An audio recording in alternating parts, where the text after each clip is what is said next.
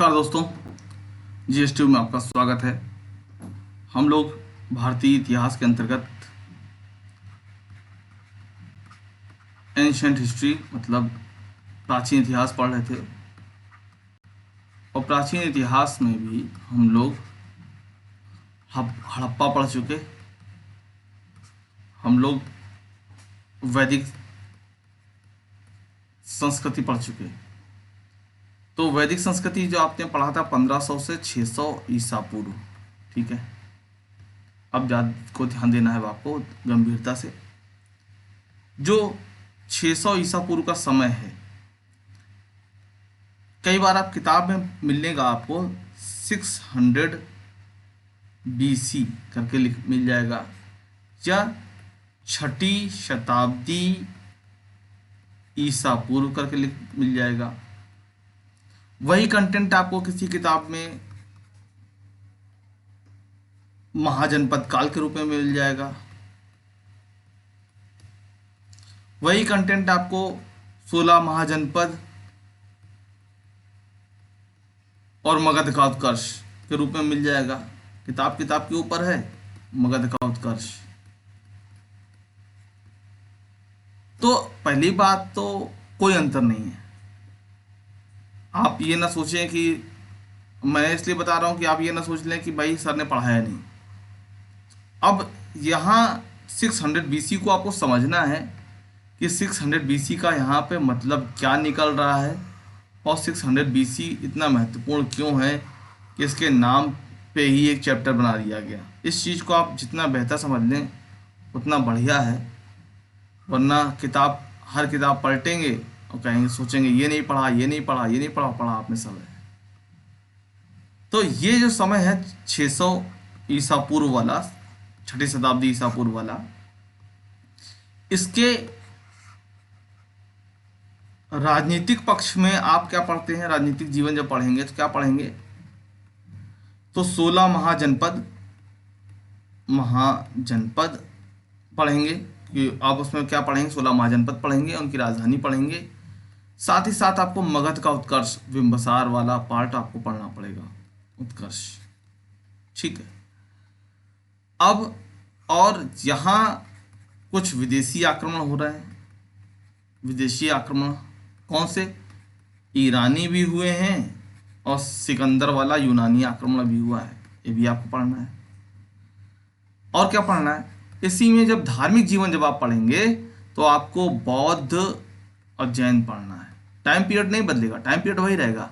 धर्म के क्षेत्र में ये परिवर्तन, राजनीति के क्षेत्र में ये परिवर्तन, और ये दोनों ही जो परिवर्तन हो रहे हैं वो आर्थिक परिवर्तन से प्रेरित हैं। आर्थिक परिवर्तन कैसा? आर्थिक परिवर्तन आपसे मैंने कहा था कि लोहे की जब जानकारी हुई उसके बाद व्यापार बढ़ा। मैंने आपसे यही तो कहा, लोहे की जब जानकारी हुई तो व्यापार बढ़ा। सरप्लस प्रोडक्शन की मैंने चर्चा की, व्यापार की। अगर आपने क्रम से वीडियो देखी है तो सब मैंने ये सब बातें बोली हैं। नहीं देखी क्रम से तो देखिएगा। अब व्यापार, जो कृषि की जब जानकारी हो रही है तो क्या हो रहा है? भूमि का मांग सबसे अधिक बढ़ रही है। जितनी अधिक भूमि होंगी उतना अधिक हमारी कृषि होगी, ठीक है। अब ये भूमि विस्तार का खेल शुरू हुआ, भूमि के विस्तार का, और लोहे का प्रयोग और भूमि का विस्तार। तो ये कृषि को और बढ़ावा मिला। देखिए मैं आपको क्रम से वाइज लिखवा देता हूँ उसे समझने के लिए। तो मैंने पिछले वीडियो में काफ़ी कुछ बताया था, लेकिन यहाँ पर ध्यान दीजिए। लोहे से परिचित हुए तो कृषि बढ़ी तो अधिशेष उत्पादन बढ़ा, सरप्लस प्रोडक्शन, उत्पादन बढ़ा। अब लोहे से जमीन भी मिल रही है। कैसे? हल से, कुल्हाड़ी से। पहले आग लगा दिया, फिर आग लगाने के बाद जो जंगल जल गए तो नीचे जो जड़ रह गई उसको लोहे के जो औजार हैं, उपकरण हैं, उससे सब ठीक किया। निकाला, बाहर छांटा, ये सब काम किया। तो लोहे के प्रयोग से जमीन का विस्तार हो रहा है, जमीन के विस्तार से कृषि का विस्तार हो रहा है, अधिशेष उत्पादन हो रहा है। जब अधिशेष उत्पादन हो रहा है मतलब आपके यहाँ गेहूँ, तेल या गेहूँ, सरसों, चावल ये सब ज़्यादा हो जाएगा तो क्या करेंगे, बेचेंगे ही ना। तो क्या होगा, व्यापार बढ़ेगा। ठीक है, अब व्यापार बढ़ रहा है तो कृषि ने बढ़ाया व्यापार को, और ये दोनों मिलकर के कहीं ना कहीं समृद्धि ला रहे हैं समाज में। और उस समय का जो समाज है वो अब क्या कर रहा है, जमीन को अधिक से अधिक अपना क्षेत्रफल बढ़ाने की स्थिति में आ गया है। मैंने आपसे कहा था ऋग्वैदिक काल में आप जन शब्द पढ़ते हैं, लोगों का महत्व है। जब भूमि से परिचित हुए तो जनपद शब्द आप पढ़ते हैं, जनपद का महत्व है। और अब ये समय आ गया है महाजनपद काल वाला, कि जनपद का भी विस्तार किया जाए, बहुत बड़े एरिया में रहा जाए, तभी कृषि बढ़ेगी, तभी व्यापार बढ़ेगा, और हमारा जो जन है, हमारा जो कहें कि क्षेत्र है, हमारा जो जनपद है वो बढ़ेगा और वो उन्नति करेगा, व्यापार बढ़ेगा। तो ठीक है, तो यहाँ से महाजनपद का उदय आपको देखने को मिलता है। और आपको ये ध्यान रखना है कि इनकी संख्या कितनी है, तो 16। ठीक है, ऐसे 16 महाजनपदों का उल्लेख मिलता है। कहाँ मिलता है उल्लेख, तो 2 किताब आपको याद रखनी है, यहाँ पर ध्यान दीजिएगा। किताब 2, एक बौद्ध ग्रंथ है, एक जैन ग्रंथ है। बौद्ध ग्रंथ का नाम है अंगुत्तर निकाय। इंपॉर्टेंट है, ध्यान रखिएगा, ये मत सोचिएगा सर ऐसे ही बोल दिए, नहीं, इंपॉर्टेंट है। और भगवती सूत्र, ये जैन है, भगवती सूत्र ये जैन ग्रंथ है, लेकिन बौद्ध ग्रंथ ज़्यादा पूछा जाता है। ठीक है, बौद्ध ग्रंथ अंगुत्तर निकाय ज़्यादा पूछा जाता है कि किसमें 16 महाजनपदों का उल्लेख है, तो आप कहेंगे बौद्ध ग्रंथ अंगुत्तर निकाय। ठीक है, तो ये महाजनपद कैसे बने मैंने आपको समझाने का प्रयास किया, उम्मीद समझ में आ गई होगी बात। लेकिन अब महाजनपद का उल्लेख कहाँ मिलता है, तो अंगुत्तर निकाय में संख्या में कितने हैं, तो 16 है। ठीक है, अब 16 महाजनपद को हमें यहाँ पर आपको कुछ चीज़ें जो महत्वपूर्ण तथ्य हैं जो एग्जाम के लिहाज से, वो आपको थोड़ा सा याद करनी पड़ेगी।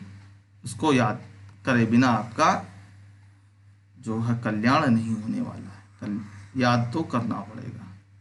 कम से कम वो जो 16 महाजनपद है उनकी राजधानियाँ और कुछ विशिष्ट पॉइंट हैं वो। ठीक है, चलिए ज़रा सा देख लीजिए। तो पहला कौन सा है, 1 नंबर पे लिखिएगा अंग। नंबर मैं डाल रहा हूँ, मैं राज्य लिख रहा हूँ, आप भी ऐसा टेबल बना लीजिएगा, राज्य और राजधानी के, तो महाजनपद और उसकी राजधानी। ठीक है, महाजनपद और राजधानी, महाजनपद और राजधानी, ये टेबल टाइप बना लीजिएगा।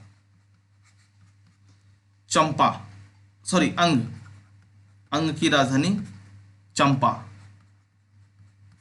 अंग महाजनपद है और ये चंपा कहाँ पर है, ये आप भागलपुर, अगर आप मैप खोलें तो बिहार में पूर्वी आप क्षेत्र में देखेंगे, भागलपुर मुंगेर का जो क्षेत्र है वो अंग है। आपने सुना होगा अंगराज कर्ण करके, सुना होगा आपने। ठीक है, अंग, मैं ये नहीं कह रहा हूँ कि वही अंग है, ये मैं नहीं बोल रहा हूँ, ध्यान दीजिएगा, वो बस आपको याद कराने के लिए मैंने बोला। ये मैं कहता ही नहीं कह रहा हूँ कि वो वही है, ये मैं नहीं बोल रहा हूँ। ठीक है, जो मैं बोल रहा हूँ वही आप समझें, उससे न ज़्यादा न कम। तो अंग की राजधानी चंपा, याद रखिएगा। कहाँ पर है, तो जो वर्तमान का जो भागलपुर क्षेत्र आप देखेंगे बिहार का, पूर्वी साइड में आप देखेंगे, मिल जाएगा आपको मैप में, वो है। ठीक है, अंग, अंग की राजधानी चंपा। फिर वज्जी,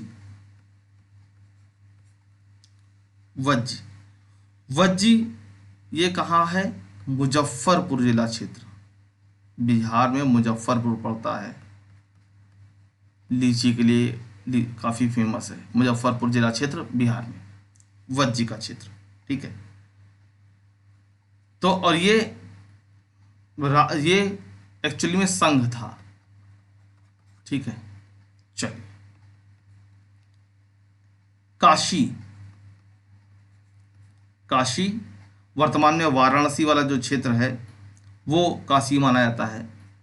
तो इसकी राजधानी क्या है? वाराणसी। वाराणसी एक्चुअली में दो नदी हैं, वरुणा और असी करके जो दो नदियां हैं, वो वाराणसी उसके नाम पे पड़ा है। तो राजधानी क्या है? वाराणसी। ठीक। काशी के बाद है कोसल। कोशल ये कहाँ है? आप उत्तर प्रदेश में देखेंगे, नेपाल बॉर्डर से सटा हुआ एरिया है, श्रावस्ती का जिला। ठीक है। लखनऊ से आप देखेंगे तो नॉर्थ साइड में पड़ेगा कौशल श्रावस्ती क्षेत्र। ठीक। अच्छा, इसके बाद कौशल के बाद है आपका मल्ल। आप भी इसी तरीके से लिख लीजिएगा। मल्ल कहाँ है? तो उत्तर प्रदेश का जो देवरिया क्षेत्र है, देखिए मैं श्रावस्ती और वाराणसी, देखिए यहाँ गलती हुई, देखिए क्या गलती हुई। हाँ नहीं ठीक है, एक्चुअली श्रावस्ती आज का भी क्षेत्र है, श्रावस्ती उस समय भी था, उसकी राजधानी भी थी। मुझे लगा कि मैंने क्षेत्र लिख गया हूँ यहाँ पर, तब मैंने बोला। खैर, मल्ल की राजधानी क्या है? तो देवरिया का जो क्षेत्र है वो मल्ल है। ठीक है। यहाँ पर ध्यान दीजिएगा कि यहाँ पर वज्जी जो है, इसकी चर्चा हम लोग बाद में करेंगे, वज्जी और मल्ल की। ये मुजफ्फरपुर क्षेत्र लिख दिया, कन्फ्यूजन मेन यहाँ पर हुआ, क्योंकि मैं इसको हटा देता हूँ। ये राजधानी नहीं लिखी है, ये क्षेत्र मैंने लिख दिया। रुकिएगा थोड़ा सा, रुकिएगा। ठीक है। मल्ल, मल्ल कहाँ पड़ेगा? मल्ल पड़ेगा आपका देवरिया जिला क्षेत्र जो इस समय है, वो मल्ल पड़ेगा आपका। ठीक है। और राजधानी इसकी है कुशीनगर और पावा। कुशीनगर और पावा दो राजधानी है, पावापुरी। और दोनों मतलब बहुत इम्पोर्टेंट है, मज़ेदार है, अभी आप आगे पढ़ेंगे। ये पावापुरी वो है जो वहाँ महावीर ने देह त्याग किया, और कुशीनगर वो है जहाँ पर महात्मा बुद्ध ने देह त्याग किया। तो ये इम्पोर्टेंट है आपको। ठीक है। तो राजधानी क्या है? कुशीनगर और पावा। ठीक। चलिए, मल्ल के बाद वत्स। वत्स राजधानी कौशाम्बी। ठीक है। कुरु। कुरु राजधानी इंद्रप्रस्थ। इंद्रप्रस्थ। फिर पांचाल, इसकी भी दो राजधानी है, अहिछत्रा, अहिछत्र और काम्पिल्य। काम्पिल्य। अवंती। अवंती, इसकी भी दो राजधानी, उज्जैनी है और महिष्मती है। महिष्मती। ये राजधानियां याद करनी हैं आपको। अवंती की, उज्जैनी और महिष्मती। ठीक है। सूरसेन। सूरसेन की राजधानी मथुरा। चेदी। शोथवती। सोथवती। मत्स्य, राजधानी विराटनगर। विराटनगर। ठीक। अश्मक। अश्मक, यहां पर अश्मक के बाद कंबोज। फिर गांधार और कौन, मगध रह गया। हाँ मगध, मगध रह गया, मगध। ठीक। तो थोड़ा सा गिनती कर लेते हैं कितने हो गए। चलो कि थोड़ा सा गिनती कर लीजिए, कुछ छूट नहीं रहा। 1 2 3 4 5 6 7 8 9 10 11 12 13 14 15 16। ठीक है, कोई छूट नहीं रहा, 16 हो गए। अब कुछ ही राजधानी रह गई है, थोड़ा सा ध्यान दीजिएगा। क्योंकि बार बार दिमाग में यही चल रहा था कि 16 कौन कौन लाइन से। हाँ ध्यान दीजिए, अश्मक की राजधानी जो है वो पोतन या कहीं कहीं पोटिल लिखी होगी, पोटिल। ठीक है। कंबोज, कंबोज की राजधानी आपको मिलेगी राजपुर हाटक, राजपुर भी और हाटक। गांधार की तक्षशिला, तक्षशिला। मगध की आपको मिलेगी गिरिव्रज, गिरिव्रज और राजगृह, राजगृह। एक मिनट रुकिएगा, गिरिव्रज बोला है,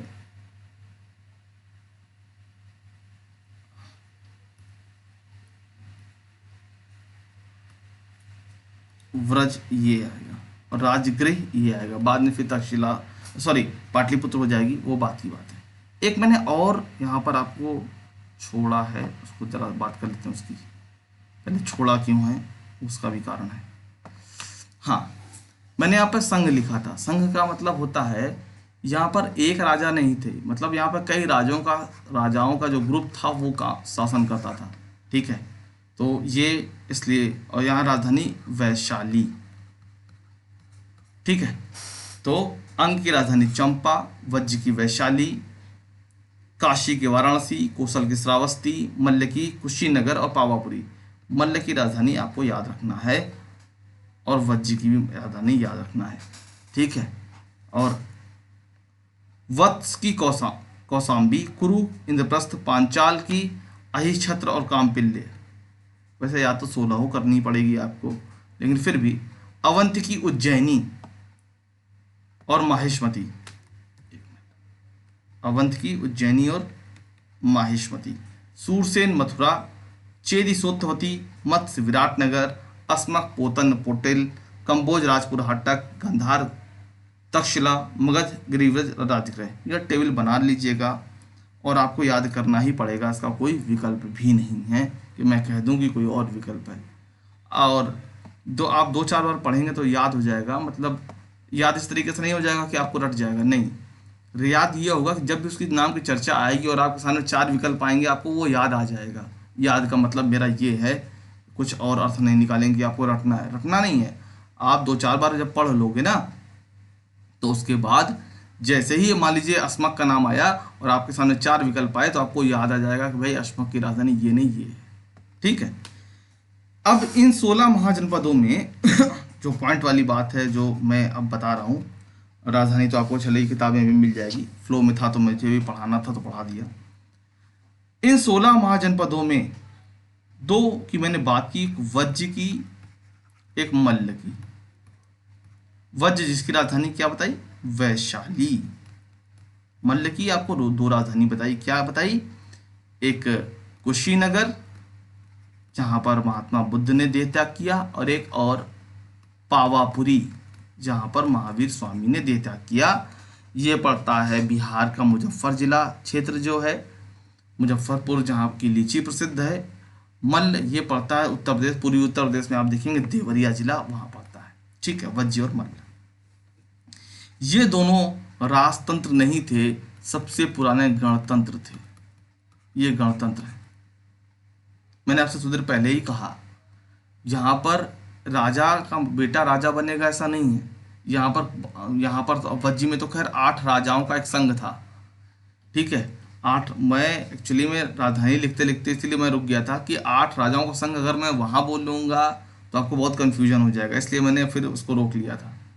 अब ध्यान दीजिए, 8 राजाओं का संघ का मतलब यहाँ पर ये है कि आप अगर किताब में थोड़ा सा डीप जाएंगे तो आपको यहाँ मिलेगा ये कि यहाँ पर भी संसद है, यहाँ भी चर्चा पर चर्चा हो रही है। ऐसा राजतंत्र में क्या होता है, राजा की इच्छा ही कानून है, लेकिन यहाँ पर ऐसा नहीं है। यहाँ पर संसद चल रही है, लोग बाकायदा विचार करके चर्चा पर चर्चा करके निर्णय ले रहे हैं। तो आपसे पूछा जाए अपने 16 महाजनपद में कितने गणतंत्र थे, आपसे यही सब पूछा जाएगा, बाकी ये डिटेल में नहीं जाया जाएगा उतना कि संसद चल रही, गणतंत्र क्या चल रहा है, वो सब आपको बोल समझने के लिए, याद रखने के लिए मैंने बोल दिया, उतने डीप में आपको नहीं जाना है। खैर, तो आप क्या बोलेंगे, गणतंत्र कितने थे 16 महाजनपद में, तो आप कहेंगे गणतंत्र थे 2। कौन कौन से, तो वज्र और मल्ल। या निम्नलिखित में से गणतंत्रात्मक महाजनपद को छांटिए और वहां आपको 3 राजतंत्र के दे दिएगा, चौथा वज्जी और मल्ल में से किसी एक को रख देगा। ठीक है, तो इस लिहाज से आपको तैयार होना है। आगे और क्या ध्यान देना है आपको, अब चूंकि ये परीक्षा यूपी पेट की है, यूपी ट्रिपल एससी की है ना, तो अब आपसे पूछा जा सकता है कि भाई 16 महाजनपदों में कितने महाजनपद हैं, वो उत्तर प्रदेश में है, तो उत्तर प्रदेश में 8 महाजनपद उपस्थित हैं। ठीक है, तो ऐसा देख लीजिए 8 कौन कौन से हैं। चलिए आइए देखिए, तो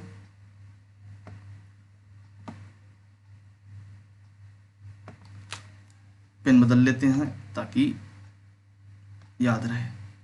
ये 1 2 3 4 5 पांचाला ही क्षेत्र पड़ेगा। ठीक है, अच्छा ये 6, ये 7 चेदी, बुंदेलखंड का एरिया चेदी, सूरसेन मथुरा का एरिया,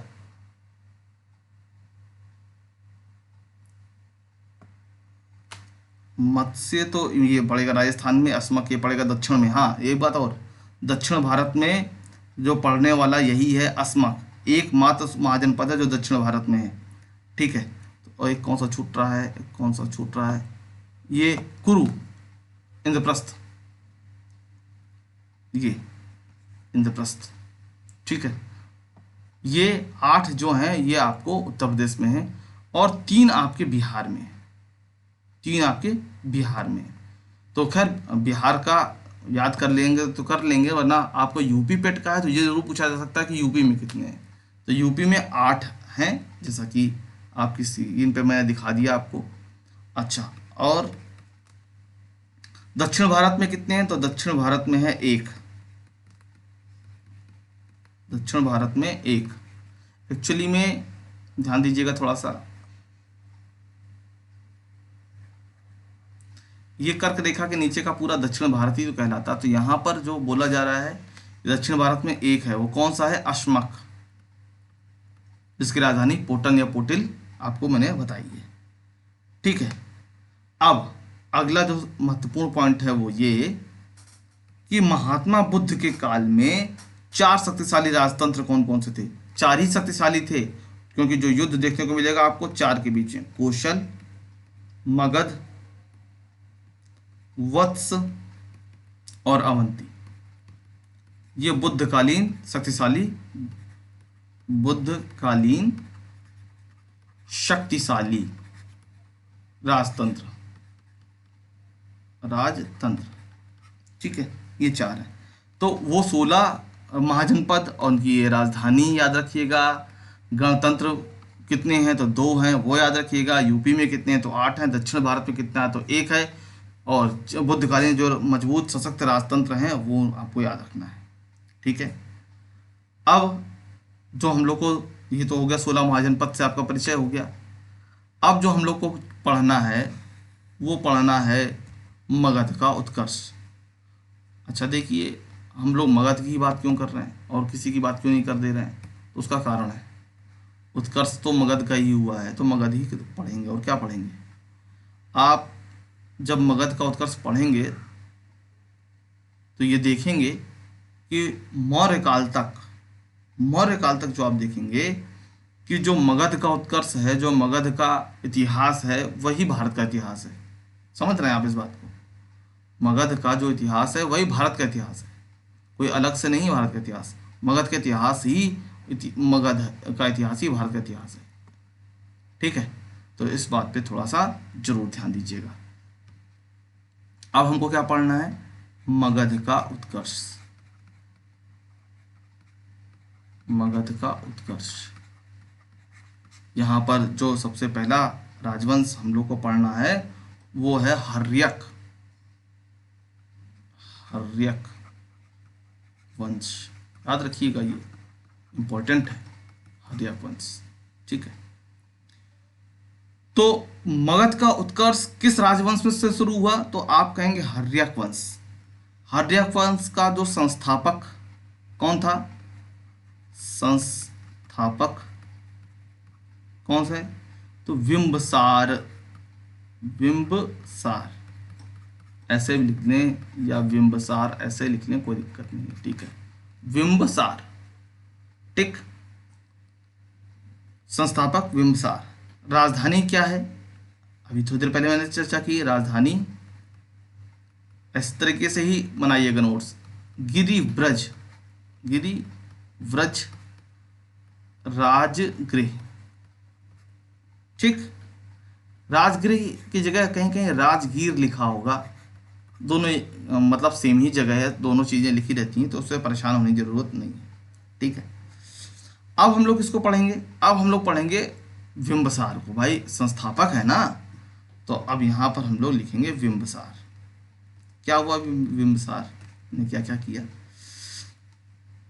इसको एक नाम श्रेणिक दिया गया है। श्रेणिक आपसे पूछा जाता है श्रेणिक किसका नाम है, तो बिंबसार का, ठीक है। इसने क्या किया, इसने शादी के माध्यम से और युद्ध के माध्यम से जो है वो साम्राज्य को मजबूत किया। मतलब शादी कर लेंगे तो जो युद्ध कैसे हो पाएगा, युद्ध तो नहीं होगा, या तो फिर शादी की है या तो जीत हासिल की है। तो ये इसने विवाह द्वारा भी, विवाह व विजय द्वारा साम्राज्य की सीमाओं को मजबूती प्रदान की। इसने लिच्छवी राजकुमारी, लिच्छवी राजकुमारी चेटक की पुत्री चेलना से विवाह किया। देखिए आपको बताऊं, अभी हम लोग बात कर रहे थे वज्र संघ की, वज्र संघ की बात कर रहे थे, जिसकी राजधानी क्या बताई मैंने, वैशाली आपको बताई। मैंने आपसे कहा कि ये 8 राजाओं का समूह था, यही तो बताया है मैंने आपको। और उस 8 में एक प्रमुख बनता था, तो यही उनका गणतंत्र वाला, उसको प्रारंभिक गणतंत्र उसको कहा गया। तो वहाँ ये वज्र संघ बहुत समर्थ था, शक्तिशाली मैं नहीं कह रहा हूँ, सामर्थ्यवान मैं कह रहा हूँ। शक्तिशाली इसलिए क्योंकि वहाँ पर सीमाओं को जीतने का, दूसरे को जीत लेने का ऐसा कोई प्रयास उन्होंने नहीं किया, ठीक है।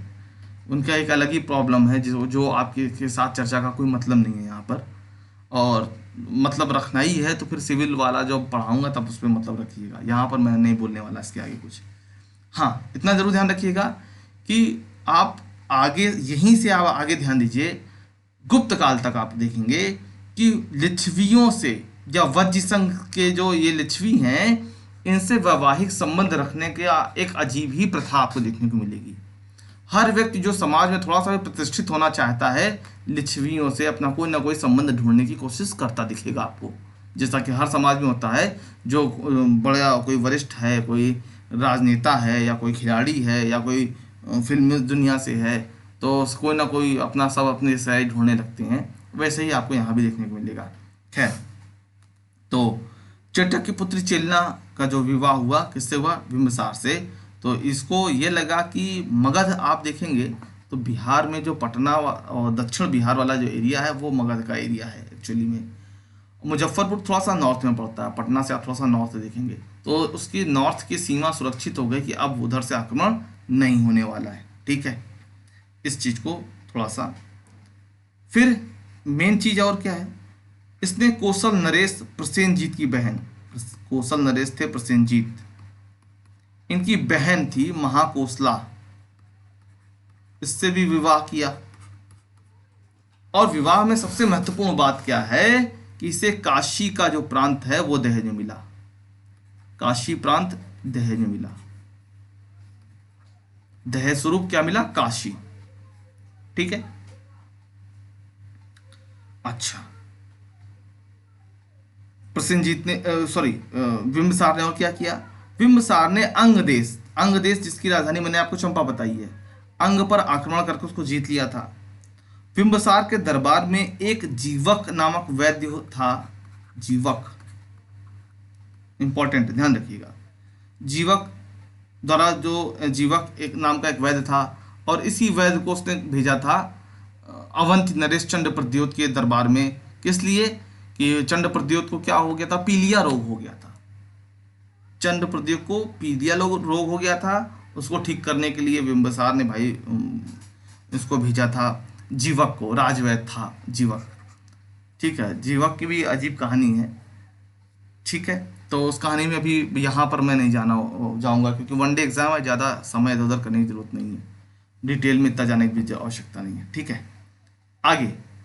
तो जीवक को ये ध्यान रखिएगा, चंड प्रद्योत के दरबार में इसको भेजा था। चंड प्रद्योत, चंड प्रद्योत कौन? अवंती का ये राजा था, अवंती नरेश। चंड प्रद्योत के दरबार में किसको भेजा? जीवक को। क्यों? क्योंकि चंड प्रद्योत को पीलिया रोग हो गया था। किताब में आपको पांडु रोग लिखा मिलेगा, पांडु रोग, तो दोनों एक ही है, ये नहीं समझेंगे किताब में तो पांडु लिखा है, सर पीलिया बता रहे हैं, दोनों एक ही है। ठीक है, जो राजगृह है, राजगृह जो राजधानी मैंने आपको बताई है, राजगीर भी जिसको कहा है, इसकी स्थापना किसने की? तो बिंबिसार ने की। इस नगर की स्थापना बिंबिसार ने की, स्थापना की।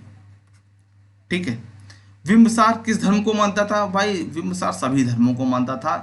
तो वो जैन और बौद्ध जो समय के प्रमुख धर्म थे उनका पोषक था। ध्यान दीजिएगा, यहाँ पर वैदिक धर्म अब इतना प्रमुख नहीं है। क्यों नहीं है, इसकी चर्चा हम तब करेंगे जब हम लोग जैन और बौद्ध पढ़ेंगे। यहाँ पर हम लोग जैन बौद्ध नहीं पढ़ रहे हैं, बल्कि हर्यक वंश पढ़ रहे हैं, बिंबिसार को पढ़ रहे हैं।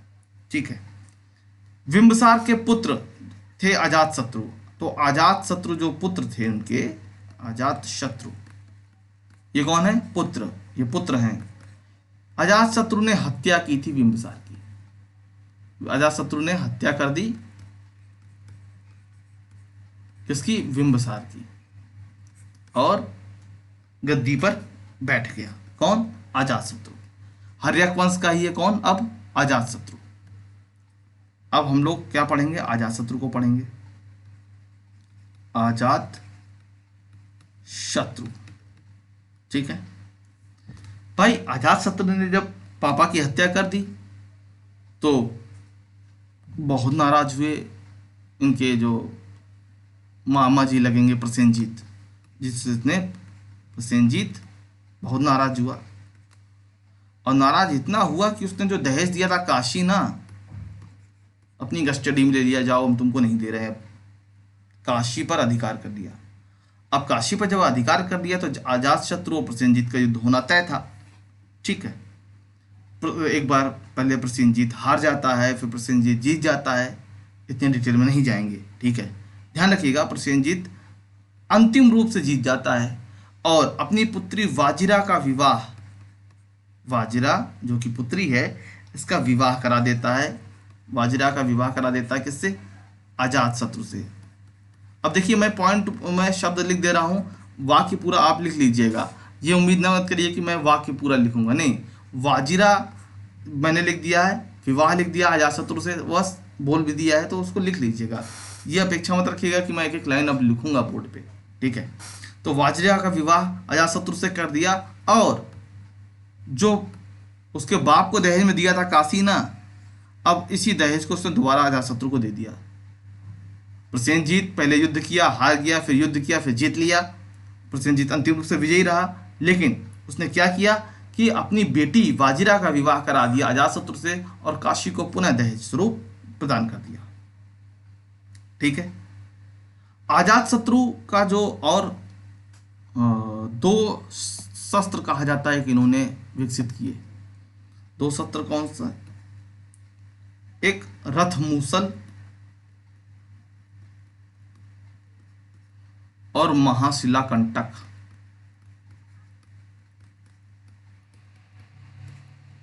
ठीक है, रथ मूसल और महाशिला कंटक।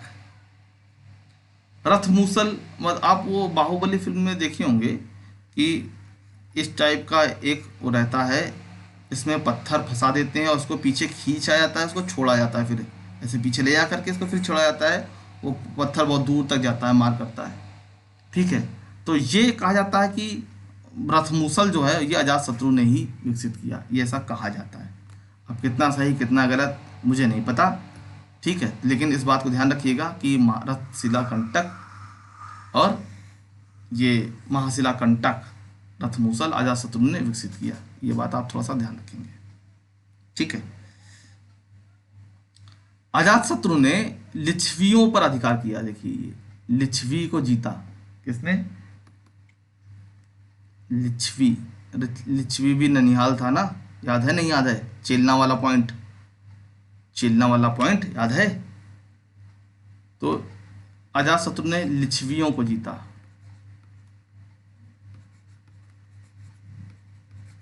जीता। अब इस बात को समझिए, मगध कहाँ पर? दक्षिण बिहार में, पटना के आसपास दक्षिण एरिया में है, ठीक है।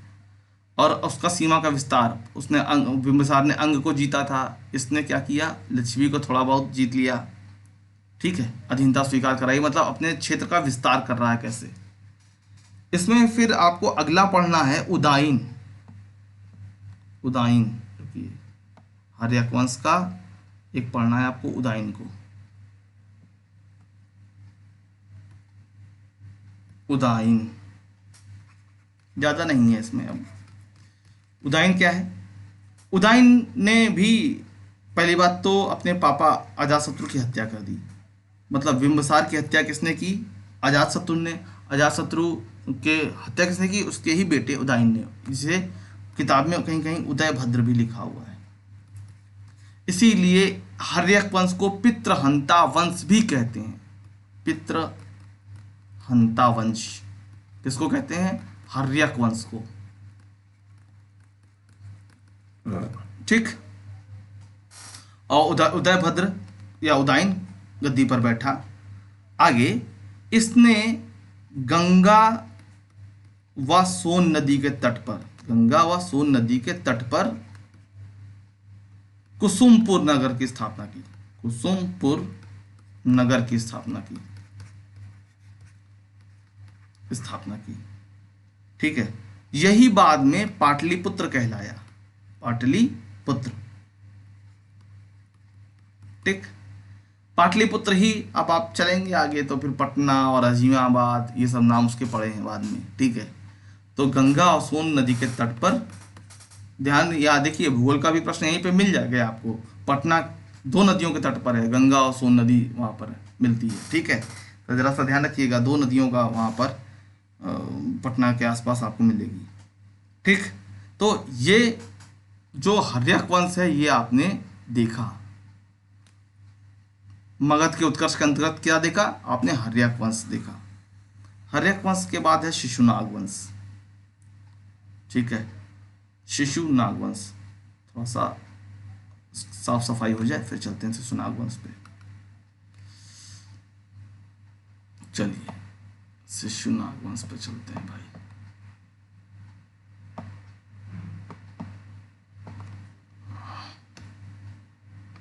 शिशुनाग वंश, यहाँ पर क्या है? संस्थापक कौन है? संस्थापक है शिशुनाग स्वयं,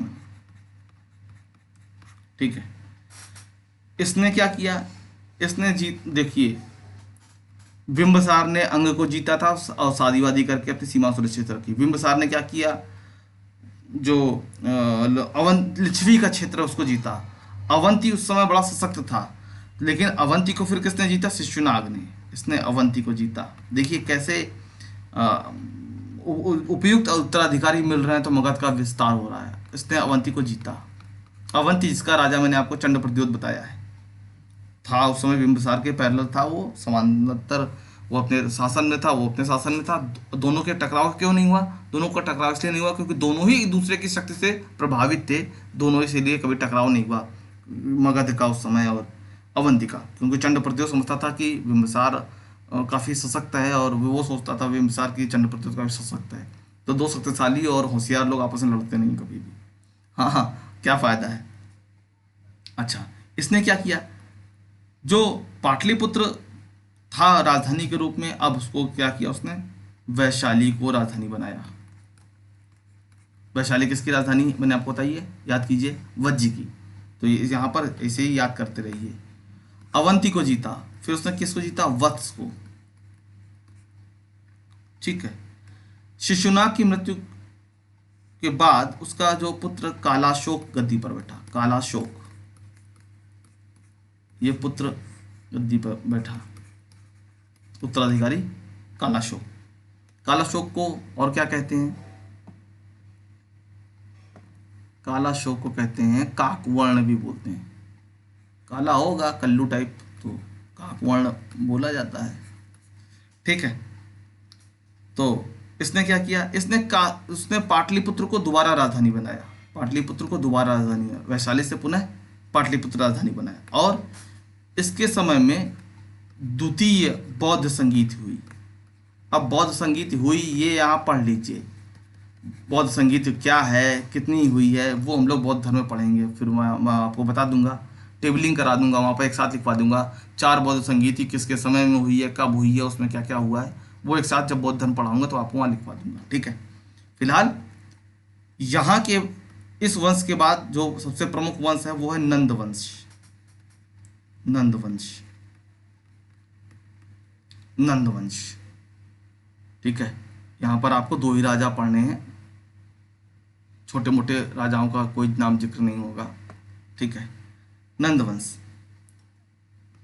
नंदवंश में क्या होता है, नंदवंश का जो संस्थापक है वो महानंदिन है, महानंदिन संस्थापक है।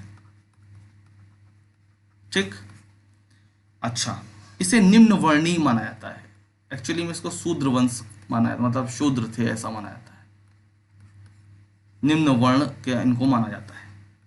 एक्चुअली में महानंदिन नाई, उसको नाई के रूप में माना जाता है। खैर वो हमारा टॉपिक नहीं, मैंने कहा आपसे सिविल वाला होता तो मैं और डिटेल में जाता, लेकिन ये वनडे एग्जाम के लिए ज़्यादा डिटेल में जाने की जरूरत ही नहीं है ना। ठीक है, तो यहाँ पर नंदवंश का जो सबसे शक्तिशाली है राजा वो है महापद्मनंद। महापद्मनंद सबसे शक्तिशाली राजा, इसने सबसे शक्तिशाली है, इसने कलिंग विजय की थी, कलिंग को विजित किया था। ठीक है, और कलिंग से जीता, और कलिंग से एक जैन प्रतिमा थी, जैन प्रतिमा, जिनसेन की प्रतिमा, जैन प्रतिमा, वो उठा लाया था। ठीक है, महापद्मनंद ने कलिंग में एक नहर भी खुदवाई, नहर सिंचाई उचाई के लिए। ठीक है, इस वंश का जो अंतिम शासक है, किस वंश का, नंद वंश का अंतिम शासक है वो है घनानंद। घनानंद अंतिम शासक। अब आगे 2 मिनट के लिए बात को सुनना है आपको बस।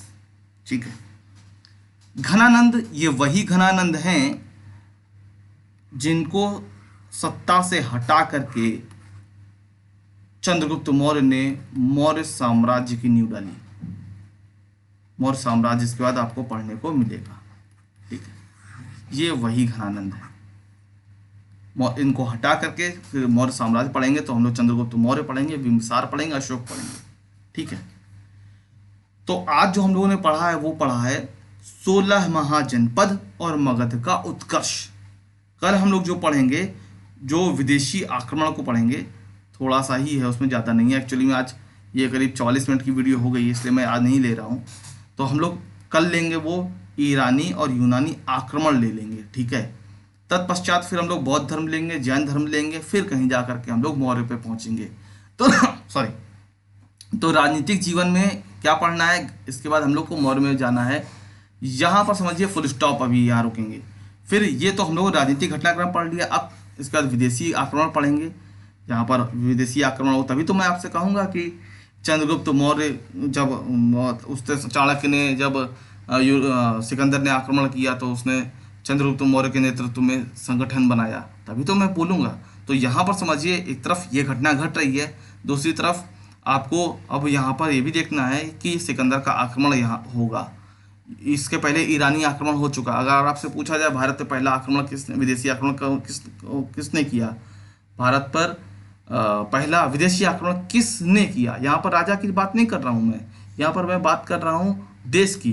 आपको लिख देगा ईरानी, लिख देगा यूनानी, लिख देगा कुछ और दे देगा, आपसे वही पूछा जाएगा, मंगोल लिख देगा, इस तरीके से। तो आपको ये समझना जरूरी है। ज़्यादा डिटेल में हम लोग नहीं जाएंगे, ये मत सोचिएगा ज़्यादा डिटेल में जाएंगे, लेकिन हाँ इतना तो पता हो कि भारत पर पहला आक्रमण किसने किया। ठीक है, फिर सिकंदर तो हमेशा महत्वपूर्ण होता है, सिकंदर की चर्चा हम लोग वहाँ पर करेंगे। फिर हम लोग पढ़ेंगे बौद्ध धर्म, जैन धर्म, फिर कहीं जाके हम लोग मौर्यों पर आ पाएंगे। ठीक है, तो इस सत्र को यहीं पे विराम देता हूँ। आप सभी का बहुत बहुत धन्यवाद, बहुत बहुत आभार। कोई समस्या हो तो ज़रूर कमेंट करके पूछ लीजिए, और डिस्क्रिप्शन में टेलीग्राम समूह है, उसको ज़रूर ज्वाइन कर लीजिए। ठीक, मिलते हैं अगले वीडियो में।